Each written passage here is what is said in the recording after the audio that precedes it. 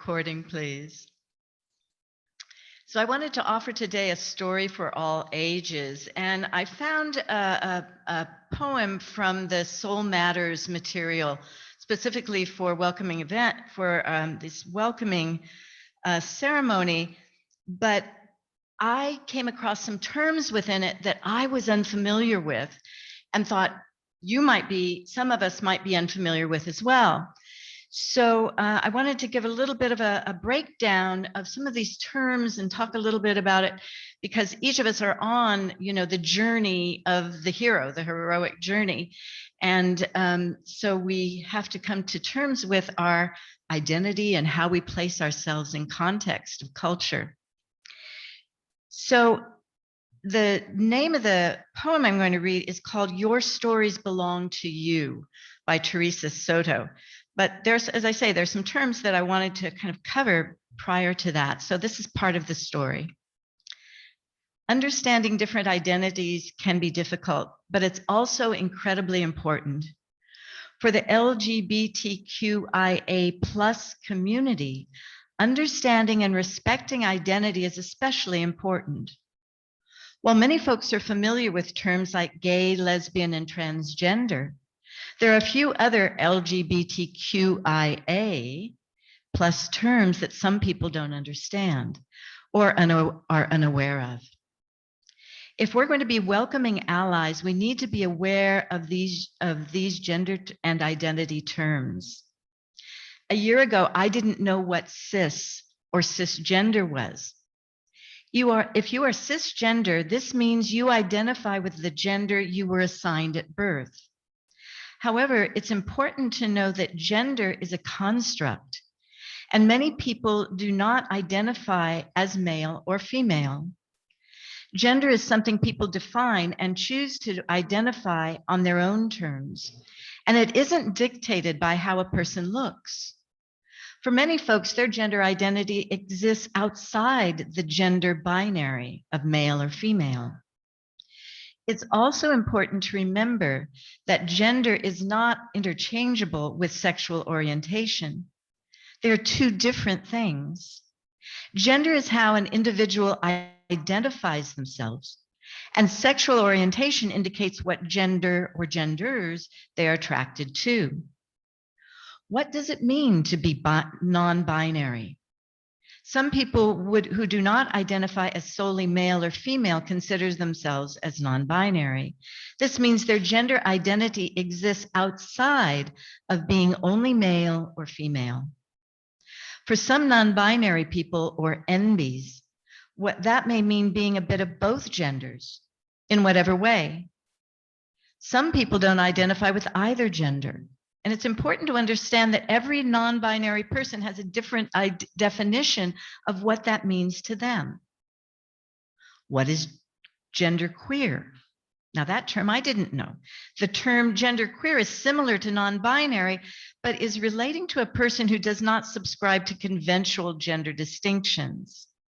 Non-binary and genderqueer are often used interchangeably by some, but not everyone considers them the same thing. Others consider the term as an umbrella term to cover an identity that is not cisgender. Some folks consider the term queer gender or genderqueer to be a politically charged identity, playing with gender in political and a provocative way to highlight the gender stereotypes of our culture.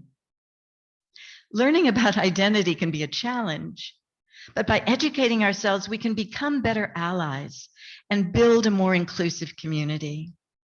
This includes understanding different gender identities and extends to knowing the difference between gender and sexual orientation, and also to using pronouns correctly. Change does not happen overnight, but through small steps. Now, this is the poem. I think it's a beautiful poem. Your Stories Belong to You by Teresa I. Soto. Dear trans, non-binary, genderqueer, and gender expansive friends and kin, and those of us whose gender is survival. Let me explain. No, There's too much. Let me sum up. You are not hard to love and respect. Your existence is a blessing. Your pronouns are not a burden or a trial. They are part of your name, just shorter. Someone getting them wrong is not a poor reflection on you. It's not your fault. Your body really and truly belongs to you, no one else.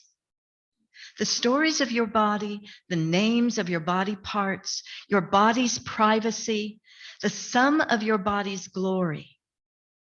It's not okay for anyone to press their story of you back to the beginning of yours or our liberation.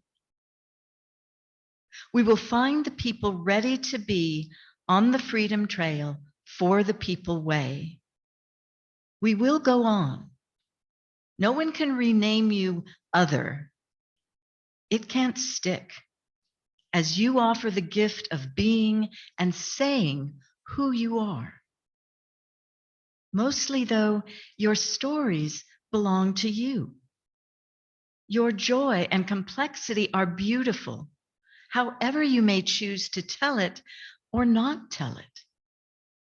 Some folks, cis, may take their liberty for an unholy license. You are beloved. Please keep to our shared tasks of healing and getting free.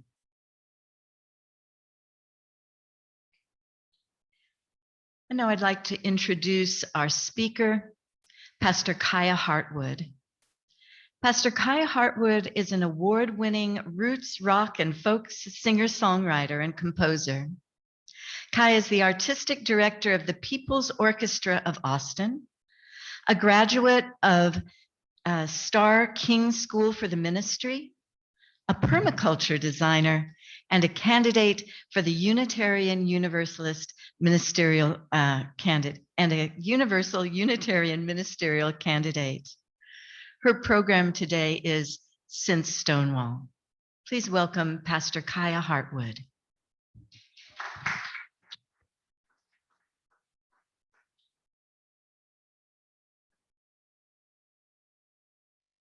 Unmute. Thank you, Judy. Hi, y'all. I want to bring you greetings from both my congregations, the UU Church of Victoria, Texas, and the UU Church of the Brazos Valley and College Station, Bryan. They said, tell y'all, hey. I was asked to bring you a sermon about LGBTQIA2S plus today. Rights and issues and pride since Stonewall.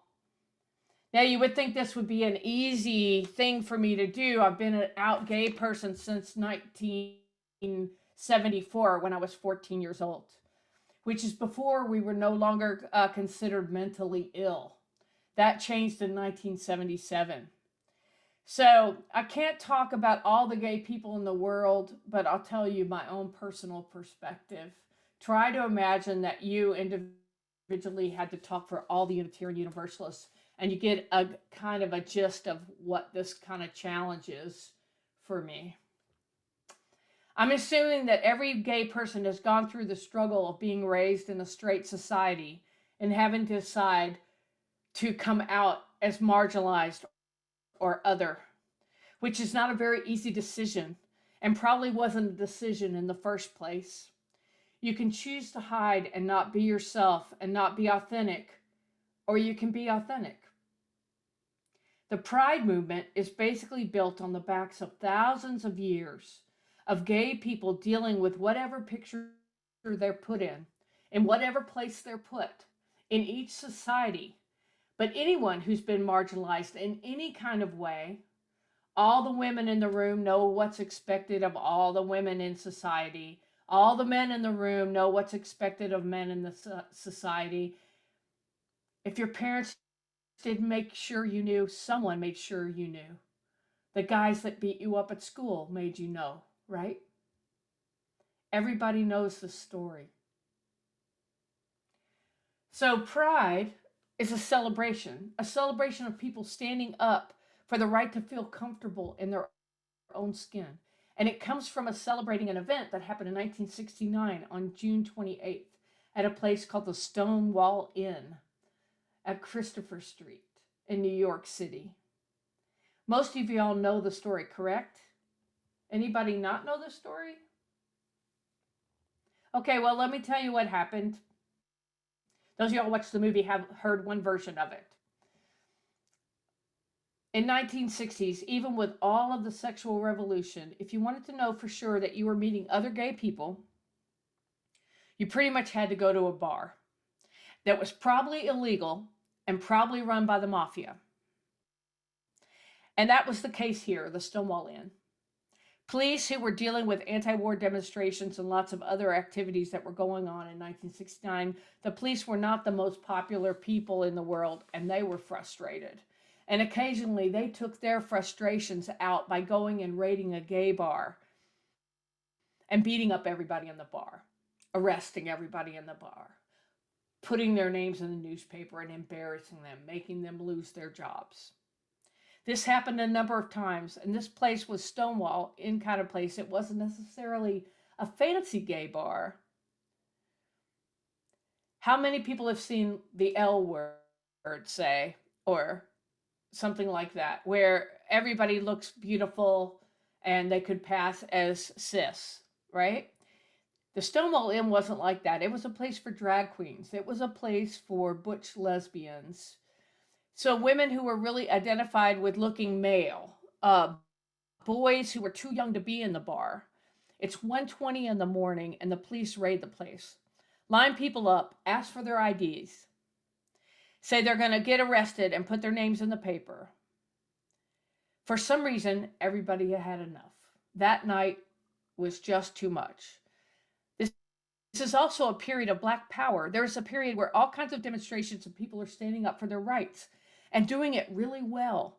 And so there was a lot of modeling of that kind of standing up behavior, even though that wasn't particularly the case here. And somebody had enough and they'd had a bad day and the cop pushed them one time too hard. And the lesbian turned around and punched the cop. That's what happened. And then the drag queens got into it. Now they all got arrested. Everybody got arrested. But what happened after that is where things start changing for the world-changing event. Is because Greenwich Village, where they lived and where this place was a place where you could be other. It was a non-conforming place for since the 20s, at least, maybe even the 1890s and on. It was a place where you could be other. The streets weren't in a straight line, in a grid like the rest of New York. It was a very unusual place, a place where you could be authentic and you could be unusual and still rent a place and play your bongos in the park if you want to. So there were the next couple of nights after the first raid, there were 500 people in the streets. And the police had all their riot gear, and it was a very charged situation. The police made a triangle, and they started coming down the street with their battering rams and their helmets. Anybody who's been through a 1960s demonstration or anti-nuke demonstration, the Occupy movement, you know this maneuver. They may have been experiencing this where the police were pushing you down the road. 500 people, mad, angry people who are tired of this. I'm tired of this. Somebody started pushing back. There were more people than cops. This was the beginning of the gay liberation movement. That's pretty much it. And here's where it gets more interesting. So there were a couple of organizations, the Gay Liberation Front, and there were some other organizations where they might have a march once a year, and they tried to dress in their most conforming way to look as average as they possibly could. And it would hold up signs like, please give us our rights, and politely protest. This, where Stonewall happens, is where things start shifting, and maybe it's okay to be a little different and wear your drag and be loud and be celebratory and dance in the streets. And this activity is almost like embracing your otherness, embracing your marginalization. And that's where things really started to change.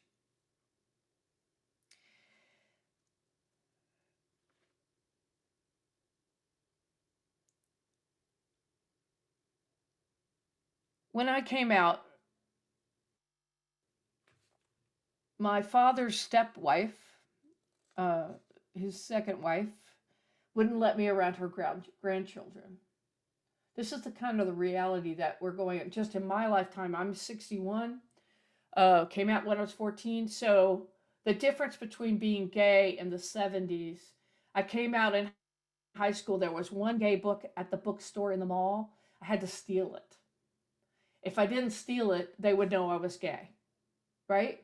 There was a book called Ruby Fruit Jungle that was a fiction story, and there was a gay history of the United States that was primarily gay men and talked about Walt Whitman. There wasn't a lot of information available, and you couldn't just ask. It was dangerous. I had to worry that my parents would find out and put me in a mental institution. People were getting shock treatments. That's what we're starting from. I'm sure that there's something about you that's unusual. Like maybe you don't like football and you live in Texas, or whatever it is. There's something about you that's a little bit out of the norm. Now imagine that almost everything about you is out of the norm. I would say that I'm personally a genderqueer or non-binary person. So my pronouns are she and her, especially since I grew up in the feminist era. And I don't want to give up my she, but I also answer to they. And I'm quite aware that that I'm not gender normative. You know, my gender identity is very fluid. My sexual identity is lesbian. I'm a married lesbian. But all these things and these terminologies change over time, and it's good to be aware of them. Does everybody know what LGBTQIA 2S plus stands for? It pretty much includes everybody, right? Lesbian, L, gay, bisexual, trans, Q, queer, I, intersex. Some people are born and they're not, their gender is not determined by their body, or their body is multiple, has aspects of both genders. I, asexual, is the A. Two-spirited comes from the indigenous culture.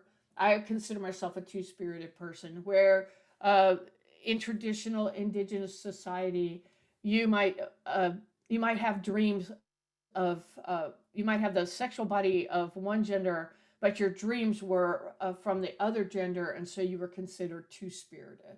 And the plus is for you and for everybody else in the room that you didn't hear your identity.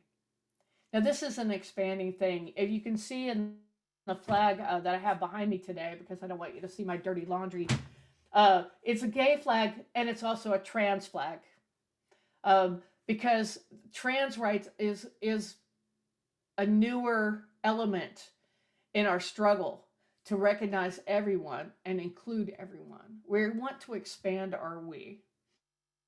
So when you think of Pride, I know that you may not know this, but when the Pride celebrations happened after Stonewall, years after, when they started having Pride celebrations to commemorate Stonewall and to commemorate the movement, there were actually straight Pride events. It didn't take off. But look it up. I'm not making any of this up. There were actually people who had straight Pride events.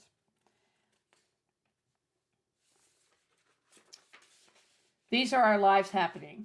We're all going to die. We have a limited amount of time on the earth. So how are we going to spend your one precious life, as Mary Oliver says? So 3 or 4 people during this period of time, they recognized the how, what the major event of the Stonewall Riots were. And they went on for a couple of weeks. But June 28th is the official day. And you know it started at 1:20 in the morning, so technically on Sunday. And so a group of these people who have been doing these demonstrations and organizings and trying to write letters and saying gay people or people be nice to us, don't put us in prison. They said, I think we should have an event. And it was actually a bisexual woman who was in the Gay Liberation Front. Her name was Brenda Howard, who suggested that we have a week of events, a Pride Week. And I think that's so beautiful. It takes a lot of people. The town I used to live in Spartanburg, South Carolina, one of the straight women in our congregation there started the Gay Pride March in Spartanburg. You don't have to just stay in your own little box, right? Everybody's rights are important and everybody can support each other across the way. And that's what happened in this situation. So they're starting having a gay pride march, but they didn't call it that. It was called Christopher Street, where the Stonewall Inn was Gay Liberation Day. And then in the 1970s, I believe it was, an artist came up with the concept of the rainbow flag, like you see behind me. His name was Fred Gilbert Baker. And originally he had 8 colors in his rainbow flag, but it was too expensive, so now we're down to 6. It was unveiled at the 1978 San Francisco Gay Pride Parade. I was 17 in 1977, and I was in San Francisco. I lived in a house with 5 other lesbians who were all older than me. I wasn't even of age. And 2 of them were Section 8, and everybody had very, very short hair except me, and everybody was a vegetarian. I had really long hair. I was from Kentucky. I looked pretty much the same, but I had much, much longer curly hair, a kind of a mane. And they said, you're passing as a straight person, cut your hair. And I wouldn't do it. It's only in the last summer that I cut my hair off, actually 2 summers ago. And part of the reason was because historically I felt I had come out in high school. I had to have my brother and his friends walk me to classes because I could get killed. Everybody had run away. I had run away from home with a woman who was over 21.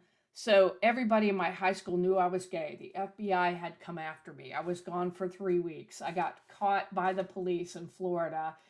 And they said, you can either stay here till you're 21 in detention or you can go home with your mother. That's pretty much my coming out story.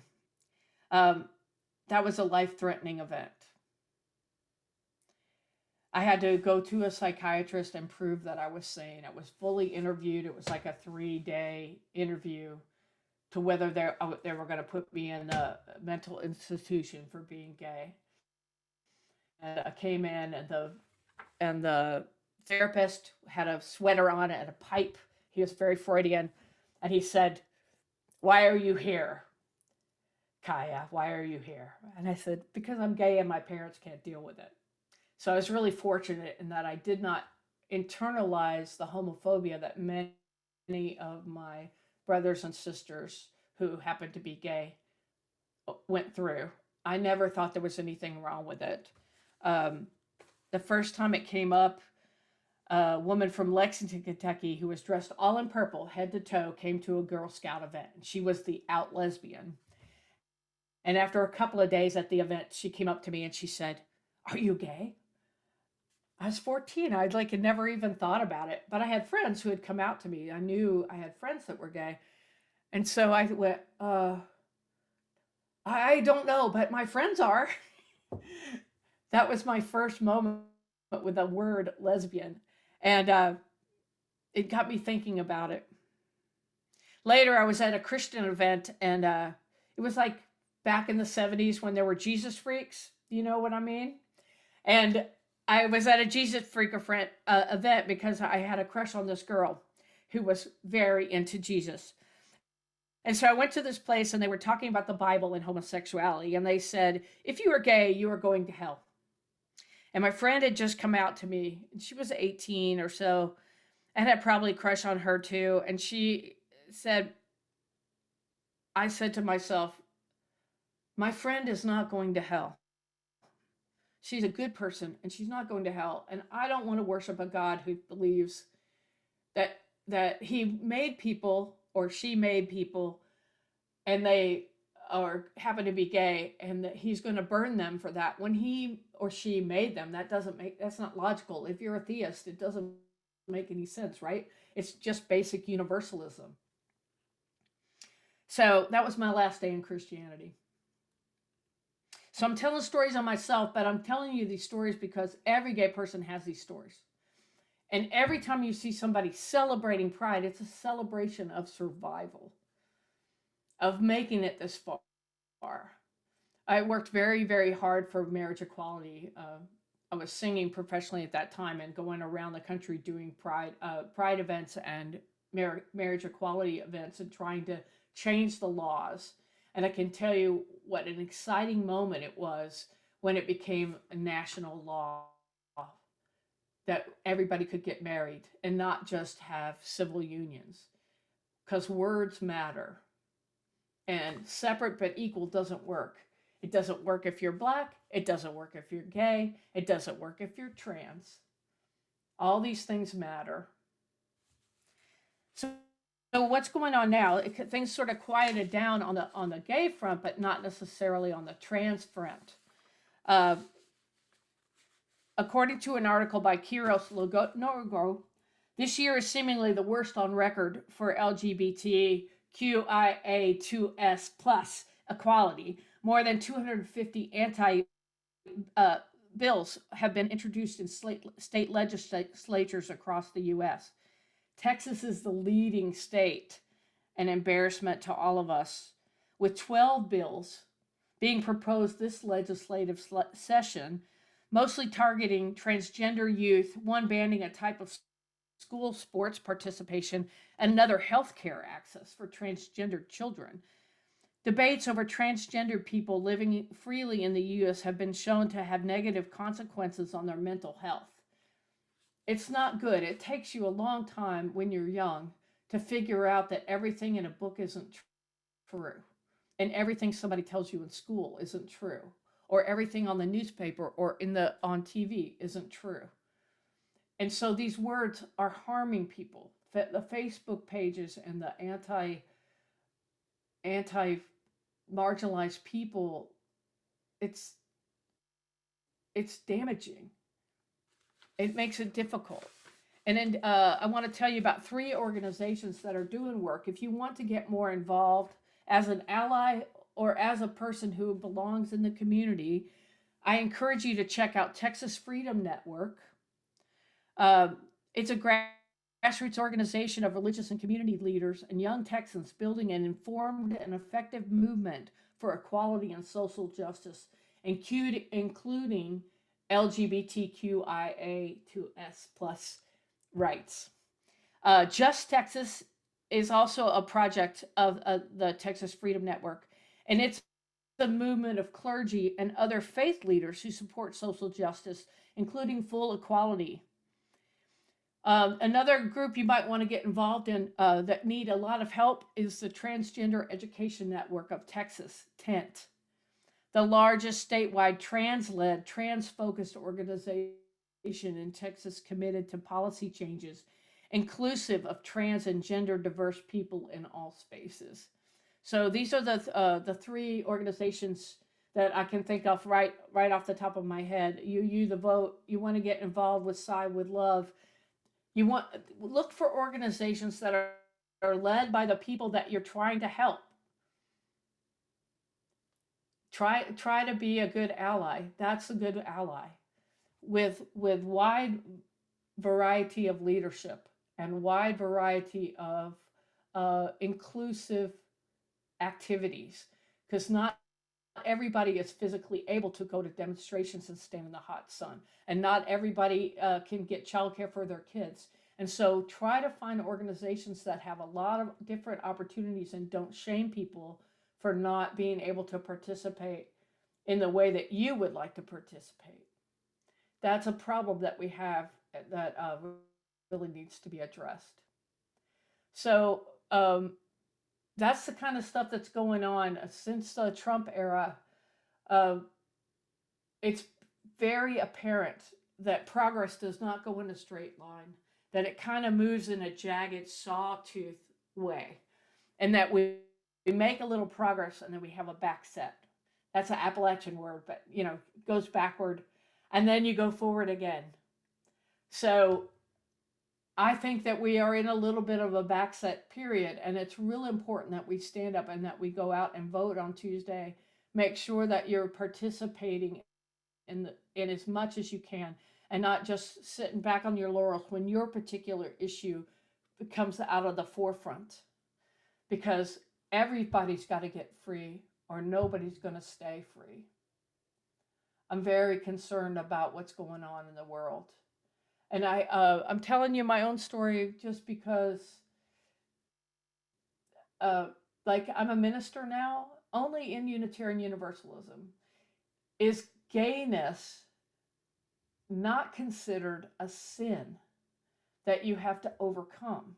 There are many welcoming congregations in Protestant churches, but often they think of gayness as a sin that they tolerate. Or their ministers can be gay, but they can't be out. They can't have a partner. They can't be married. We're one of the few denominations that allow that. We don't believe in original sin. That's not a value in Unitarianism or in Universalism. So we're fortunate that we have this perspective. And I think it's time to be a little more evangelical about it and get the word out to people about what we believe in and what we stand for, and that we create a safe harbor for people. Be welcoming. The last thing I want you to do is invite me to come preach to you because I'm gay. What I want you to do is invite me to preach because I'm Kiya. And everybody feels that way. Try to welcome people and see beyond just their identities. Move past it so that we can appreciate all our authenticity and all our individual values. I really enjoyed speaking with you. I enjoyed talking to you after the service. Thank you. Happy Samhain.